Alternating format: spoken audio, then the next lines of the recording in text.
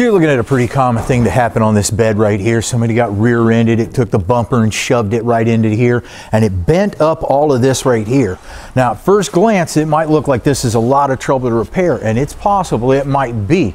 Today, I'm going to show you some basic tools that aren't that expensive really, and some helpful handy hints on getting unusual repairs like this fixed. I'm hoping I can just do some dent repair on this. I'm not going to have to cut it all out, but we're going to find out today. You stay tuned.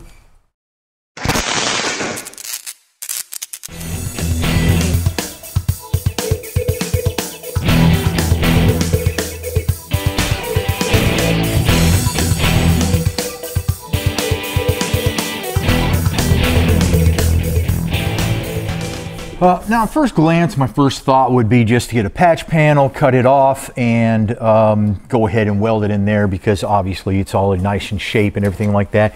If you did need to use a patch panel and your damage was all the way down to here, nice thing about this patch panel is it goes all the way to the wheel well. So if I had more damage, I would definitely do that.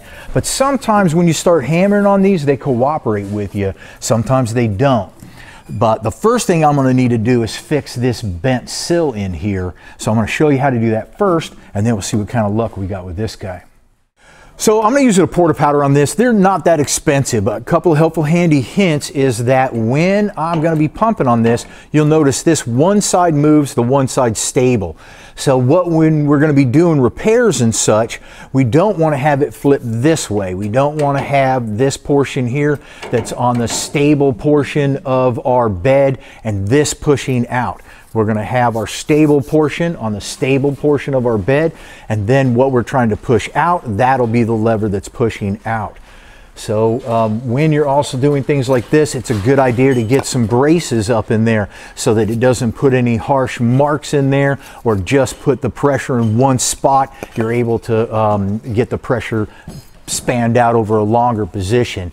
So I'm going to just go ahead and get this in there. I'll gently bring it out. I'm not looking to try to do everything at one time. I'm not just going to jam it in there and just jank it all the ways. I'm going to just gingerly bring it out piece by piece, and I'll try it in different positions in different ways until I slowly encourage the dent to come out. But it got stuffed in there in one shot, and you're not going to get it out the same way. You got to be nice and gentle like on it. So while I'm working on this, I'm noticing that if I get it back into position, it's going to make it harder to hammer behind right in here. So I'm going to go ahead and hold off on this while I still got some hammering room and try to bring this out. When you're doing dents like this, you don't want to just try to really hammer on them hard. You don't necessarily want to just hammer in the middle, you know, so you figure, okay, here's the dent. I'm just going to hammer right in the middle of the dent and bring it out. You kind of want to coax it out. So what I'll do is I'll hammer on areas that are coming out nice and easy, and areas that don't come out nice and easy, like this right here where it's a bit more in depth and a bit sharper, I'll go ahead and work those out slowly, but do the easy things first and then just kind of coax your dent out more of a thing. Now when you're using a dolly, this is basically just like an anvil, right? When you're doing, the metal guys are doing metal. So if you were to hammer straight on the dolly, that will take your metal and it will stretch it out. If you hammer off dolly, then you'll go ahead and you can bend the metal, okay? So I can go ahead and set my anvil like right here, and then I can go ahead and hammer here, and that'll encourage it to come on out. So give me a few minutes with this and see what kind of luck we get with this or not.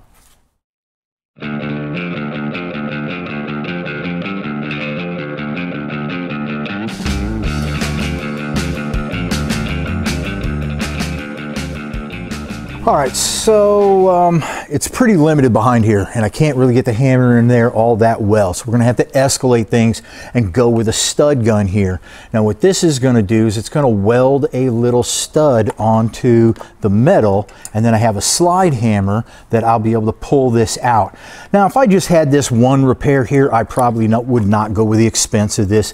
These run about $100 to $200 depending on what kind of kit you get and how much things comes with it. But if you've got a lot of repairs to do, you got a lot of little dings, it's going to be worth it, because paying somebody to do it is going to be more expensive than doing it yourself, and it's not that tough, as I'm about to show you. In order to get the stud to weld on here though, we're going to have to clean off the old paint so that we've got clean metal. So give me a few minutes for that and I'll start studding up. So we're going to want to make sure that our contact areas on the stud gun are nice and clean, otherwise you won't get a good weld. You're just going to simply stick your stud in there and we're going to put it right on our dent. And you're going to hold it down and count out 1001, 1002 when you pull the trigger. Make sure you have glasses on. Sometimes sparks will shoot out of here and I imagine it hurts. So 1001, 1002. If you leave it on too long, it can burn a hole right on through. You want to make sure that you're holding it nice and still when you're doing it too. If you start shaking it, it's not going to get a good weld either. All right, so this is our slide hammer here. And at the top, it's got this little wheel with some serrations in it. And that's how we're going to lock onto our stud right here. Simply going to go on, you put your wheel down, you hold on to that there a little bit, and then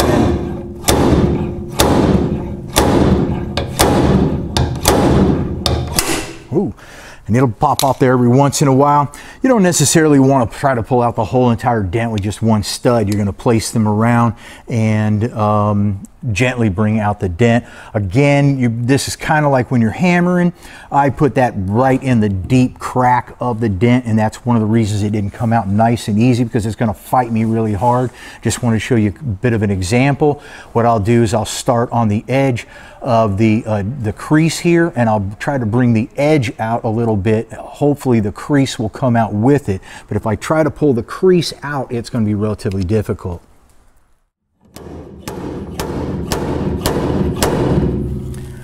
Okay, now I don't want to pull real hard. I don't want to do it a bunch of times. I don't want to poke a hole through my metal.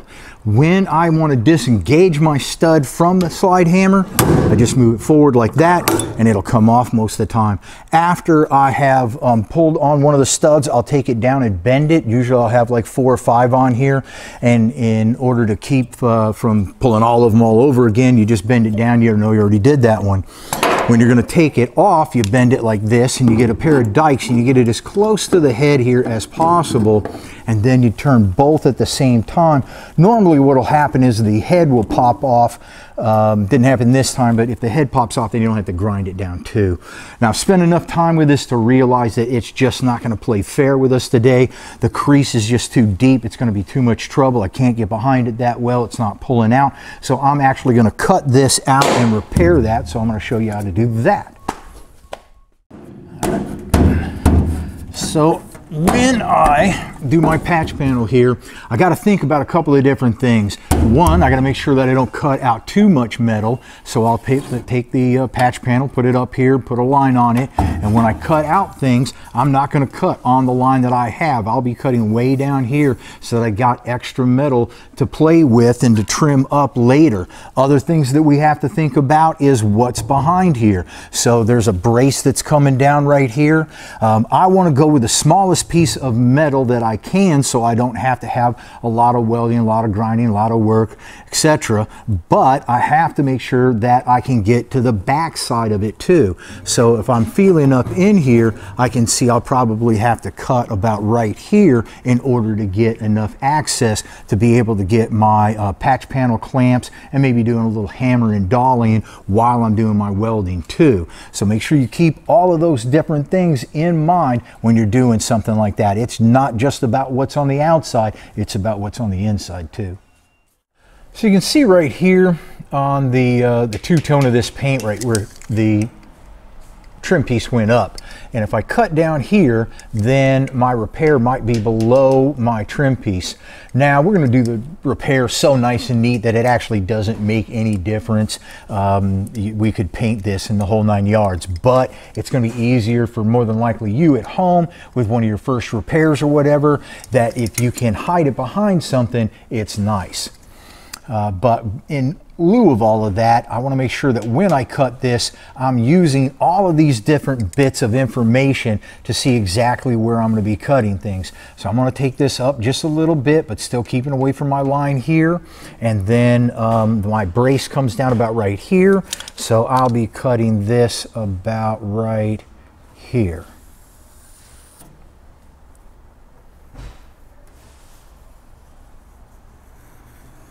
Now, another thing you can do on this to keep nice straight lines is you can get some tape and simply tape it on here. If you use a 1 or 2 inch tape, it helps keep those lines nice and neat. Now, technically speaking, if you've got a corner, a real sharp corner like that, and you cut it real sharp like that, you can get stress cracks from there that'll branch out. Also, you're taking all of your welding and you're making it at one point, so you can get a little bit more heat distortion in that kind of an area. So what is a good idea to do a lot of times on these sections is you get a drill bit and you're going to move down just a little bit, and we're going to make a rounded edge right there, and that'll help keep stress cracks and any problems at bay. So now when we're cutting things out, we got to be sure that we don't take our blade and just bury it deep in, because we've got braces and different things behind there. I always want to make sure you don't have electrical wires and gas lines, etc., etc. We're only going to be taking the blade and just going deep enough into the metal to be able to cut it, but not all the way down to do any damage underneath.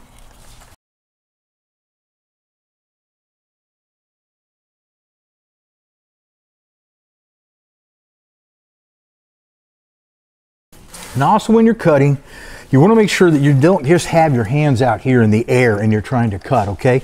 We want to get up against the metal with our hands. So we're going to be bracing up and it doesn't herk and jerk around. Also, I don't know why, but sometimes people cut with the wheel going the opposite direction. Don't do that. You'll notice that the wheel spins this direction. So if I'm cutting and it gets jagged up or anything like that, it'll simply go like this. But if you take this and turn around and you're cutting the opposite direction, when it jerks, it'll jerk back at you. So you always go with the rotation of the wheel.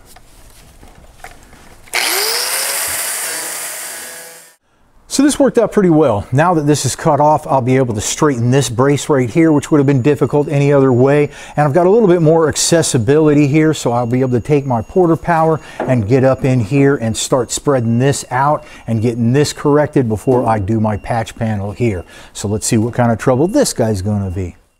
So I'm giving this here a shot, and this crease is pretty tough right in here too. It's taking my back support and it's moving it. Now I could probably get like a 4x4 or 2x4 and get me a little bit extra support using this other brace that's a little bit further back. But I think that what I'm going to do on this instead is I'm simply going to go ahead and cut this right exactly where the dent is. Then I'll be able to move this out and just re-weld it up. What happens with metal a lot of times is that when you get a dent like that, it stretches, just like you'd have your sweater or something. You pull on it, it stretches out, and you need to be able to shrink that back in. That's going to be real difficult with that there. So I'm just going to go ahead and cut it, move it right to where I want it, and then I'll just weld it back up and we'll be good. All right, so now when we put our Porta power in, watch how much easier it's going to be. You can see that just comes out nice and easy now. The nice thing about metal is if you don't like where it is, just cut it off and put it back where you want it and weld it back up. Now, when I do this and I press it out, it's going to tuck back in. So I'm going to have to go a little bit further than I want and then relax it until it bends out in the proper shape here. So give me a few minutes for this. All right, so I'm just kind of grab bagging. I'm just seeing what kind of works and what doesn't work. I'm repositioning multiple times. I'm bringing the metal out a little bit further than it needs because it'll tuck back in.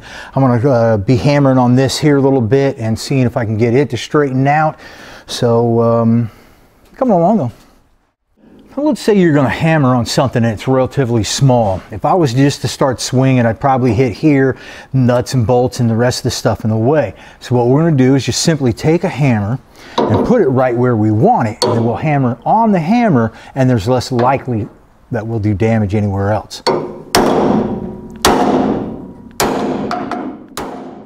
Now this is coming along, but what I stopped to show you is that if you take a good look at that, you'll notice that the metal is not butted up against each other, it's overlapped. And that's because, again, when the metal gets dented like that, it gets stretched out.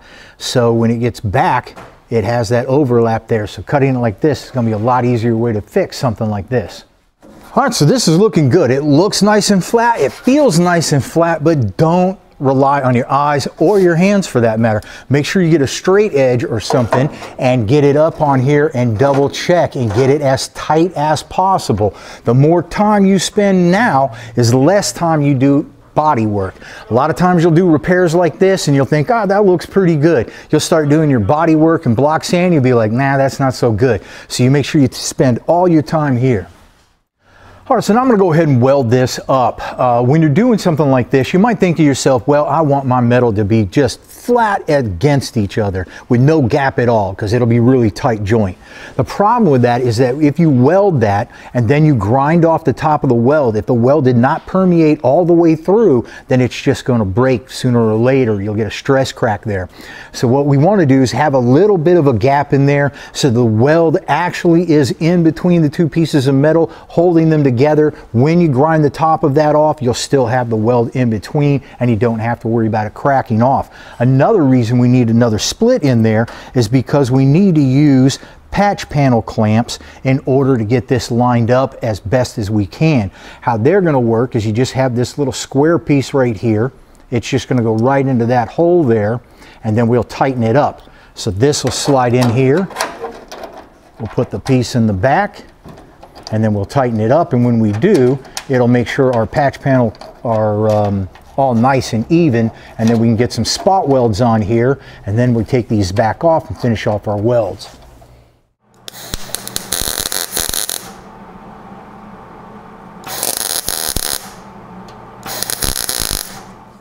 So now, with this all fixed and looking nice, I can go ahead and turn my attention into my corner. What I'll do is take out the old piece of metal that I cut, and I'll use it as my template. I'll mark my line, but I'll cut it bigger than I need. I always want a little bit of extra metal to work with. All right, so I've got my patch panel up on here, and luckily I still have this bracket here to be able to use as a template, so to speak. And when I'm doing something like this, I'm just going to place it up here. I'll put a mark on the back here, and I can see where I'm going to trim it up a little bit more. I can trim up my patch panel, or I can trim up my truck bed. Either way, normally I like to have my patch panel as small as possible. And this is going to be relatively time consuming. I'm going to put this up there and trim, and then I'll mark and I'll trim and I'll mark and I'll trim, and I'll keep putting it up here. And I'll just keep doing that until I just get it to fit perfectly. If you get this off a little bit now, you're not going to fix it with body work later. So now's when you're going to do it. All right, so I used a couple of patch panel clamps to hold it down here. Then I was able to place this up and get it right up on my brace in the back and everything. And then I was just using the patch panel as the template to go ahead and make these final cuts here. So now what we'll do is we'll take this back apart and we'll clean off all the paint and protecting coating that's on here, because if you have any dirt, paint, etc., you're not going to get a good weld. So we're going to have to clean this all up on the front side and the back side too. So several times on and off, a lot of trimming, things like that. I'm using my patch panel here to clamps to get it even more in position. You can still see that it's just a little bit off, but I'll just continue to trim. I've got it basically where I want it, right here on the edge. I'm going to get one little tack weld right in here, and then I'm going to work this corner right here and make sure that we've got them lined up and rounded off perfectly. If I was to say tack weld right here and then tack weld right here, and this was sticking out, then it'd be difficult to get these two to match up. So I'm going to work my corner here. I'll get it nice and smooth and even, and then I'll be able to finish off my ends here, because where I cut this and weld this, as long as it's flat, it'll be nice and even, but it doesn't make any difference how much this way or this way that it gets trimmed. But that's got to be perfect. So I'll get a little tack weld here, massage it a little bit more, make sure I got my rounded edge, and then I'll finish off the rest. Remember that brace that we've got right back here? I went ahead and just drilled a little hole right through my patch panel, a little bit into my brace that's in the back, and now I'll go ahead and get a little tack weld on that too. Now, tack welds are just small welds that just kind of temporarily hold things until we make sure that they're all perfect. And so we're not going to do a major amount of welding because we might have to cut these off. When you do tack welds, make sure you do them in areas where you're going to be able to cut them back off in case you need to. Don't do them in weird corners or anything. All right, so sometimes when you're doing this kind of a weld, you'll have a tendency to burn through, okay? Maybe you've got too much of a gap, maybe the metal's thinned out. So what you want to do in that case is you just do a quick little zot, zip, and you'll get just a little baby BB on there, so to speak. And then you can hit the BB again, sort of, and then you can hit the BB for a longer time and it'll meld into the rest of the metal. So if you just take the trigger and you just hit the trigger, then you're probably going to burn through. So just a quick tap, see what kind of BB you got going, quick tap, see what kind of BB you got going, and then meld that BB into the rest.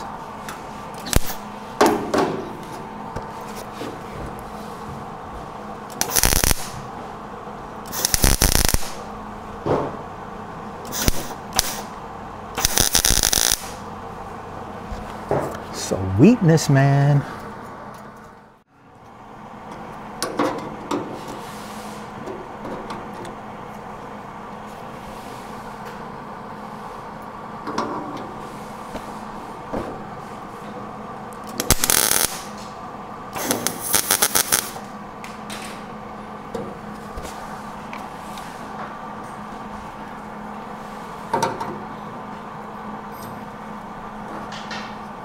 Ooh, it's looking nice.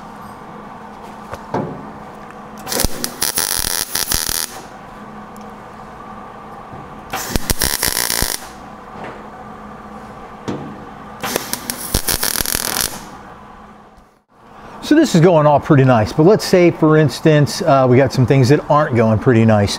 First of all, if things start going wrong, stop. Don't just keep welding because it's just going to be more difficult to fix after the fact. Cut the welds off, take the patch panel off, do whatever you got to do. But if things start to go a little bit too crazy, then just stop and gather your thoughts and hit it the next day or whatever. Let's say, for instance, that like right here, you might notice that this gap's getting a bit wide, okay?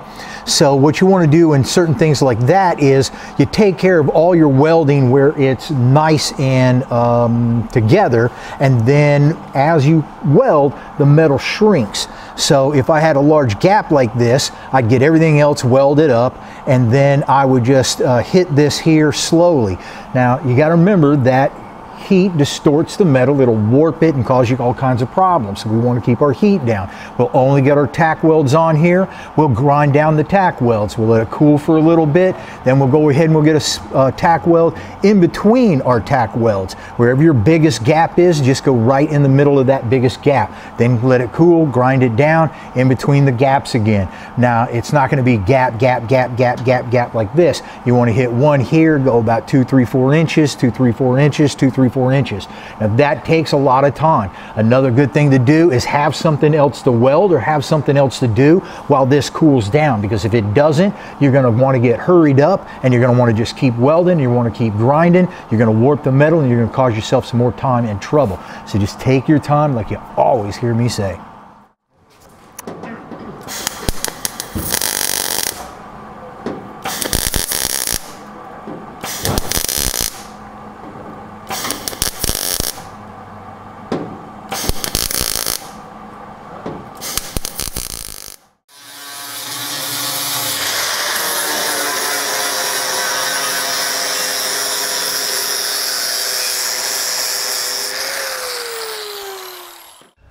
All right, can you see this right here? You can still kind of see remnants of the weld. And so a lot of times you'll see guys that just kind of preliminary grind things off, and they'll have a little bit of an edge like this, thinking, well, I'm just going to put a thick coat of primer on there, I'm going to put some Bondo on there or whatever. I don't really have to worry about it, but you do, because it could phantom up on you later. If you were to just put a thin skim coat over there and it dried in, and this was really close to the surface, you might see that defect in the paint underneath the paint 6 months, a year, 2 years down the line. So whenever we're grinding anything, we're making sure that it is totally smooth like this and we don't have any odd little harsh lines or anything.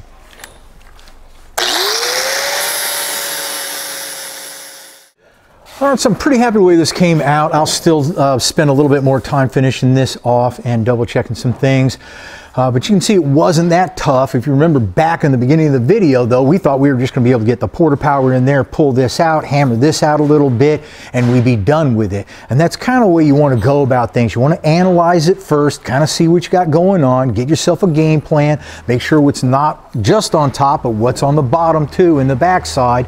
And then just go ahead and bite off a little bit and chew it, bite off a little bit more and chew it, and expand the situation if you need to this kind of level, but only after you try all the nice simple things first. Now this wasn't too tough for us. I had the other side that I could double check my measurements on and things, so I was able to duplicate all of that. But if you were just to get this and just start cutting and grinding and do all kinds of things, you're going to get a little bit lost. So just bite off what you can chew and get that done first. My name is Dave Welch. I'm at Brothers Tech Center every single week, so you make sure that you check us out on Facebook, Instagram, and subscribe on the YouTube channel because, well, I don't really have anything funny to say on that one this week.